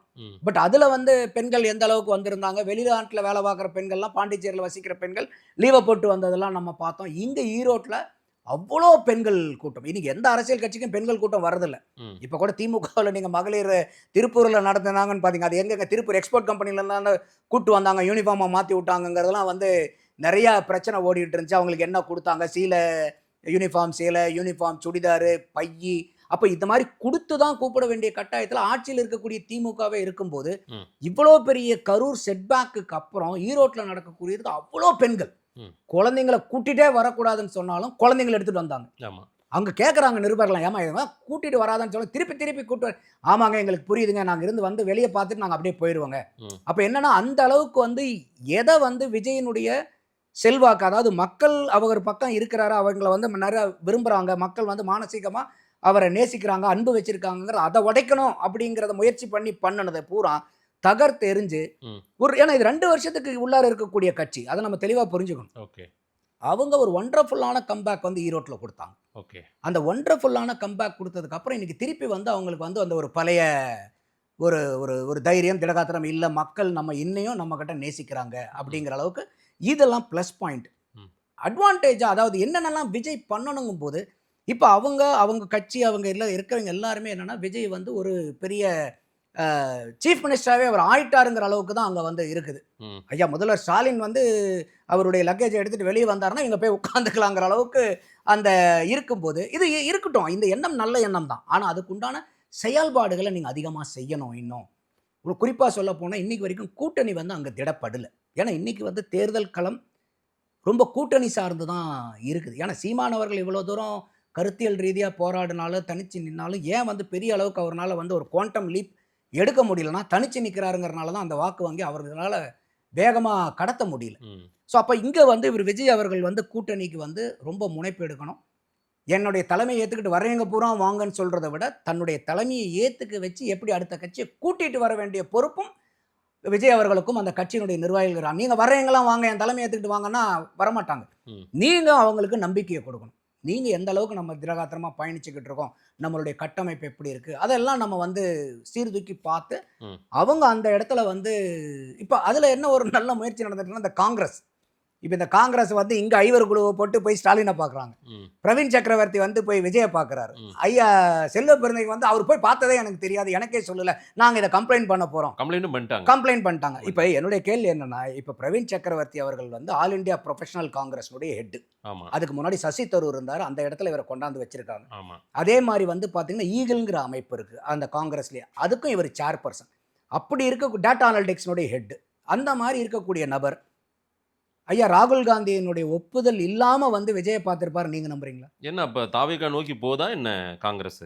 கட்டாயமா போறதுக்கு என்னன்னா, காங்கிரஸை தமிழ்நாட்டில் மீட்டுருவாக்கம் பண்றதுக்கு இதை விட ஒரு அருமையான சந்தர்ப்பம் காங்கிரஸ்க்கு கிடைக்காது சார். இது வந்து ஜெயிக்கிற குதிரையில தான் யாருமே பெட் கட்டுவாங்க, ஆமா தானே? இன்னொன்னு அது தொடர்ச்சியா ஜெயிச்சு கொண்டு இருக்கிற எதனால 2019 இருந்து இருங்க, நான் சொல்லிடுறேன், முழுசா சொல்லிடுறேன். இன்னொன்னு தமிழ்நாட்டில் காங்கிரஸ் மீதான பார்வை என்னன்னா, திமுக தூக்கி சுமக்குது காங்கிரஸை அப்படின்னு தான் சொல்லி இந்தியா முழுக்க எல்லா இடத்துலையும் அவங்க காலி பண்ணிட்டோம்ப்பா, தமிழ்நாட்டில் மட்டும் 10 பேர் வந்துடுறாங்கப்பா அங்கேருந்து அப்படின்றத பிஜேபியை ஒரு குற்றச்சாட்டாக வைக்கிறாங்க, ஒரு பார்வையா. அதை வந்து திமுக அவங்களுக்கு அங்கே இருக்கிறத விட இங்கே வந்தால் இவங்களுக்கு பலம் கூடுமா என்ன? நாளைக்கு பார்லிமெண்ட்டுக்கு ஒரு 39 பேர் இங்கே ராகுலோட சேர்ந்து எதிர்க்கட்சி தலைவருக்கு கத்த போகிறாங்க, கூப்பாடு போட போகிறாங்க. எல்லா அரசியலுக்கும் ராகுலுக்கு அவருக்கு இந்த 39 பேர் சப்போர்ட், கரெக்டாக இல்லையா? அதை எப்படி ஹேண்டில் பண்ண போகிறாங்க டிவிக்கு பக்கம் போனால்? இல்லை, இப்போ காங்கிரஸை பொறுத்த வரைக்கும் என்னன்னு கேட்டிங்கன்னா, இது 9 எம்பி தான் தமிழ்நாட்டினுடைய அவங்களுடைய லட்சியமா. அவங்க வந்து தமிழகத்தை ஆண்டுகிட்டு இருந்த கட்சி, மறந்துடக்கூடாது. நம்ம இன்னைக்கு திராவிட கட்சிகள் வந்து மாறி மாறி இந்த கடந்த 60 ஆண்டுகள் ஆண்டு இருந்தாலும் 67 வரைக்கும் அவங்க தான் தமிழ்நாட்டை ஆண்டு இருக்காங்க. எத்தனையோ சாதனைகளை செஞ்சுருக்காங்க. ஐயா காமராஜருக்கு அவரும் அவருக்கு முன்னாடி ஆண்ட கட்சி தலைவர்கள் பூராமே செஞ்சுருக்காங்க தமிழ்நாட்டுக்கு. அப்போ அந்த அளவுக்கு இருந்ததை வந்து நீங்கள் ஒரு கட்சிங்கிறதுனுடைய கனவே என்னவா இருக்கும்? இப்போ காங்கிரஸ்க்கு என்ன கனவாக இருக்கும்? மத்தியில் ஆளணும், அதான அவங்களுடைய கனவு. மத்தியில் எப்போ ஆள முடியும்? மாநிலங்களில் எல்லா இடத்துலையும் நீங்கள் தோத்துக்கிட்டு இருந்தால் மத்தியில் எப்படி சார் ஆள முடியும்? சரி, இன்னைக்கு பாரதிய ஜனதா எப்படி 2 சீட்டில் இருந்து எப்படி வந்து இன்னைக்கு 303க்கு போய் இன்னைக்கு 240 உட்காந்துருக்காங்க? அவங்க ஒவ்வொன்றா மாநிலத்தில் பூரா ஜெயிச்சுக்கிட்டே வந்து தான் அவங்களுடைய ஸ்ட்ரென்த்தை பில்டு பண்ணி சென்ட்ரலில் வந்து ரூலுக்கு வந்தாங்க. அப்போ ஸ்டேட்டில் நாங்கள் பில்டே பண்ண மாட்டோம், எல்லா இடத்துலையும் நாங்கள் எங்கள் கட்சியை வந்து தியாகம் பண்ணிடுவோம், அங்கே இருக்கக்கூடிய ரீஜனல் பார்ட்டிஸ் வளர்கிறதுக்கு பூரா நாங்கள் உதவுவோம்னா எந்த ஜென்மத்தில் காங்கிரஸ் இந்தியாவை ஆள்றது? சரித்த இனிமேல் அந்த விசப்பரிச்சையை தமிழ்நாட்டிலே எடுப்பாங்க அவங்க, வேற எங்க எடுக்கிறது? இப்ப இல்ல சார், அது ஒன்றும் காங்கிரஸ் ஒன்றும் ஆள வைக்கிறதுக்காக காங்கிரஸ் அதிகாரத்தை மீட்டு உருவாக்கம் பண்றதுக்கு விஜய் கூட சேர்ந்தாவாத மீட்டு உருவாக்கம் பண்ண இல்ல. அது என்ன காரணம்னு கேட்டீங்கன்னா, இன்னைக்கு தமிழ்நாட்டில் காங்கிரஸ் ஆகட்டும் பாரதிய ஜனதா ஆகட்டும் இது வரைக்கும் 2 கட்சிகள் தான் இருந்துச்சு. ஒன்னா திமுக கூட போகணும், இல்லைன்னா அண்ணா திமுக கூட போகணும். இப்போ ஏற்கனவே அதிமுக கூட பாரதிய ஜனதா இருக்கனால காங்கிரஸ்க்கு போகிறதுக்கு வழி இல்லை. இதுக்கு முன்னாடி சீமான் இருந்தார். சீமான் கூட போய் சேர முடியாது. ஏன்னா அவர் வந்து தமிழின துரோகி தான் காங்கிரஸ்ன்றாங்க. அவங்களால தான் தொப்புள் கொடி உறவுகள் எல்லாம் வந்து அறுத்தறிஞ்சதே அவங்க தான்றாங்க. அதனால காங்கிரஸ்க்கும் நாம் தமிழருக்கு 7ஆம் பொருத்தம் உள்ளாரே விட மாட்டாங்க. அப்போ அவங்களுக்கு ஒரே வழி, வேற வழியே இல்லை, திமுக கூட தான் இருந்தாகணும். இன்னைக்கு அப்படி இல்லை. இன்னைக்கு தாவேகா உள்ளார வருது. இப்போ நீங்க சொன்னீங்களே திமுக தொடர்ந்து ஜெயிச்சுட்டு வருதுன்னு, யாருடைய ஆதரவுல ஜெயிச்சுட்டு வராங்க? எல்லாம் கூட்டணி கட்சிகள் ஆதரவு. கூட்டணினால தான் அவங்க ஜெயிக்கிறாங்க. அப்போ இன்னைக்கு தெல்ல தெளிவா நம்மளுடைய 16ல இருந்து 21க்கு அவங்க ஆட்சி பிடிக்கும் போது கூட நான் ஏற்கனவே சொன்ன மாதிரி வெறும் 1,98,000 வாக்கு வித்தியாசத்துல தான் திமுக ஜெயிச்சு ஆட்சி அமைக்குது. வெறும் 1,98,000. நீங்க அதிமுகவுக்கு திமுகவுக்கு உண்டான வாக்கு சதவீதம் 4.5%. அதை பார்க்காதீங்க. சீட்டு எத்தனை சீட்டு? 43 சீட்டை பறி கொடுக்குது. வெறும் 1,98,000 போக முடிவு பண்ணிட்டு அந்த மாதிரி ஒரு ஐடியாவை வச்சிருக்காங்களா காங்கிரஸ்? இல்ல, அவங்க வந்து இன்னைக்கு வரைக்கும் இப்ப ஐயா திருநாவுக்கரசும் அதை பேட்டி ஒரு தனியார் இதுக்கு கொடுத்திருந்தார், யூடியூப் சேனலுக்கு. அப்ப அவர் என்ன சொல்றாரு, இல்ல இந்த மாதிரி கருத்துக்கள்லாம் இருக்குது. ஐயா வேலுசாமி அவர்களும் எல்லா இடத்துலையும் போய் பேட்டி கொடுத்துட்டு இருக்காரு. உங்க பேட்டியும் கூட பேட்டி கொடுத்திருந்தாரு. அதையும் நான் பார்த்தேன். எங்களை ஆட்சியில அதிகாரத்துல பங்கு கொடுக்காம நீங்க ஆட்சியில உட்காரவே முடியாதுங்கிறார். அப்ப இந்த காங்கிரஸ்காரங்க வந்து இன்னைக்கு காமராஜர், நம்ம கூட நிறைய இடத்துல விமர்சனம் பண்ணியிருந்தா, காமராஜர்னுடைய புகழ அடமான வச்சுக்கிட்டு அங்க உட்கார்ந்து இருக்கணுமான. ஆனா அவங்க ஏன் உட்கார்ந்து இருக்காங்கன்னா, ஆட்சியிலும் பங்கு அதிகாரத்துல பங்கு வேணுங்கிறதான். இப்ப கூட ஒரு 2-3 நாளைக்கு முன்னாடி திமுக சொல்லியிருக்கு, இல்ல இப்ப அதிகாரத்துல எல்லாம் நம்ம பங்கு கொடுக்க முடியாது அப்படிங்கிற மாதிரி. அப்ப இன்னைக்கு அவங்க சொல்லக்கூடியது, காங்கிரஸ் மூத்த பெருமக்கள் எல்லாம் சொல்லக்கூடியது உண்மைனா கட்டாயமா அவங்க திமுக கூட தொடர்றதுக்கு வாய்ப்புகள் மிக குறைவு. அதை நோக்கி போகுது. அப்ப இல்ல ஐயா ராகுல் காந்தி அவர்களும் இந்த கரூர் இன்சிடென்ட் போது திமுக கூட்டணிகள் அத்தனையும் சேர்ந்து விஜய கார்னர் பண்ணுச்சு. ஆனா ராகுல் காந்தி ஐயா கூப்பிட்டு பேசினாரா இல்லையா? அப்ப தெரியாத அவருக்கு இது வந்து ஐயா ஸ்டாலின் அவர்கள் வந்து ஒரு பக்கம் கார்னர் பண்றாரு, நம்ம போய் கூப்பிட்டு பேசினோம்னா இது அவங்களுடைய இதை டைலூட் பண்ணிரும், அவர் கோச் பாருங்கறதெல்லாம் தெரியாம. என்ன சொல்ல வரீங்க? ராகுல் சப்போர்ட் இப்ப விஜய்க்கு இருக்குன்னு நினைக்கிறீங்க? கட்டாயமா இருக்கு. என்ன இல்ல அது அலைன்ஸா கன்வெர்ட் ஆகுமா, மாறுமா? அது அவங்க தான் முடிவு பண்ணணும். மாறுச்சுன்னா காங்கிரஸ்க்கு நல்லதுன்னு நான் பாக்குறேன். ஏன்னா நீங்க இந்த 9 சீட்டு இப்ப நீங்க தேசிய லெவல்ல இன்னைக்கு காங்கிரஸ்க்கு எத்தனை எம்பி? 99. இந்த 9 இல்லனா 90 வச்சுக்கிட்டு என்ன பண்ண போறீங்க நீங்க? 90க்கும் 99க்கு என்ன பெரிய வித்தியாசம்? இங்க இருந்து போற இந்த 40 ரொம்ப முக்கியம் இல்ல சார்? தேவையே இல்லைங்கிறேன். இப்ப உதாரணத்துக்கு இப்ப நீங்க இப்படி வச்சுக்கங்க சார், திமுக பலம் இல்லன்னா அங்க மோடி அமித்ஷாவை விரட்டிடுவாங்க சார். இல்ல, அதைத்தான் நான் சொல்ல வரேன். ஆனா திமுக இருக்கிறது பெரிய பலம் சார். திமுகக்கு பலம் கொடுக்கறது யாருங்கிறதா இப்ப கேள்வியே. அந்த கூட்டணி இல்லாம திமுக பலம் வாய்ந்ததுன்னா ஏத்துக்கலாம். அது இல்ல, தேர்தலினுடைய நம்பர்ஸை போய் பார்க்கும்போது அந்த மாதிரி திமுக இருக்கிறதுனால தான் சார் இவங்க எல்லாம் ஜெயிக்கிறாங்க. இவங்க இருக்கிறதுனால தான் இன்னைக்கு திமுக ஜெயிக்குது. என்ன காரணம்னா 2019 எம்பி எலெக்ஷன்ல 22 தொகுதி நின்று திமுக 1,27,00,000 வாக்கு வாங்குறாங்க. இதே வந்து 24ல 23 சீட்டு நிக்கிறாங்க. ஒரு சீட்டு கூட நின்று 1,17,00,000 வாக்கு வாங்குறாங்க. அப்ப 12% வாக்கு அவங்க வச்சிருந்த வாக்கு காணா போச்சு திமுக. சரி, அப்போ அவங்க திமுக நின்னதுல அந்த 23 சீட்டுல வேலூர் கதிரானந்த், தங்கத்தமிழ் செல்வன், இந்த 23 சீட்ல இந்த 2 பேர் தான் 2019ல வாங்கின வாக்கை விட கூடுதலா வாங்கினது 2024ல. அந்த கூட்டணி மொத்தம் 39 சீட்ல 5 சீட்டு தான் கூடுதலா வாங்குறாங்க. இந்த திமுக 2, அடுத்தது நவாஸ்கனி, அண்ணன் தொல் திருமாவளவன் அவர்கள், அடுத்தது வந்து பாத்தீங்கன்னாக்கா சசிகாந்த் செந்தில். இந்த 5 பேர் தான் 39 எம்பியில இந்த 5 பேர் தான் 19ல வாங்கின வாக்கை விட கூடுதலா 2024ல வாங்கினது. 19ல விட 24ல வாக்காளர்கள் ஜாஸ்தி தானே. அப்ப இவங்களுக்கு கூடுதலா வாக்கு வந்திருக்கணும், வரல. அப்போ இது நமக்கு தெரிஞ்ச உண்மை. காங்கிரஸ் கூட்டணி கட்சி இப்ப ஏன் வந்து அண்ணன் திருமாவளவன் அவர்கள் இப்ப சமீபமா திருச்சி ஏர்போர்ட்ல ஒரு பேட்டி கொடுத்தாரு, பார்த்திருப்பீங்கன்னு நினைக்கிறேன்.